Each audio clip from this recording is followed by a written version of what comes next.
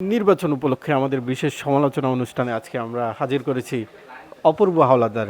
উনি একসাথে প্রগতিশীল আরেকটু সুশীল। দাদা কেমন আছে? হ্যাঁ আছি, আমি ভালোই আছি। আমাদের দেশে এখন রাজনৈতিক ভাষা খুবই অশালীন অশ্লীল গালিগালাজে ভরপুর। এই সম্পর্কে যদি আপনি কিছু বলতেন। আপনি এটাকে গালিগালাজ হিসেবে কেন নিচ্ছেন? আপনি একটু যদি আর একটু গভীরে চিন্তা করে দেখেন, আমাদের আগে যে কাব্যিক যে ভাষাগুলো কবিরা ব্যবহার করত, আবার ধরেন ওই যে চর্যাপদে যে ধরনের ভাষা, আপনার সংস্কৃত ভাষা বা বিভিন্ন যেগুলো আমরা বুঝে কম আসতো আমাদের, হ্যাঁ, তো ওইটাও তো চলে গেছে না, ওই যুগের ভাষা। ওই যুগের ভাষা। তাহলে আপনি কি বোঝাতে চাচ্ছেন এই যুগে গালিটা হচ্ছে আমাদের ভাষা?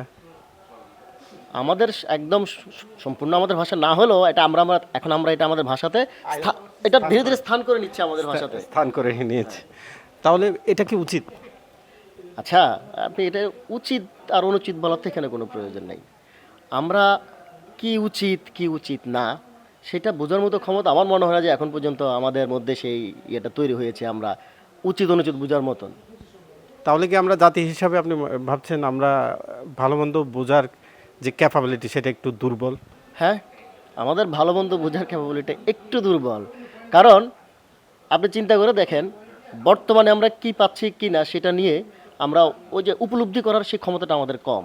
হ্যাঁ, বর্তমান উপলব্ধি করা। বর্তমান উপলব্ধিটা আমাদের কম। কিন্তু আমরা এই যদি চিন্তা করে দেখেন, এখন চিন্তা করলে অনেকেই বলে আগে ভালো ছিলাম, আগেই ভালো।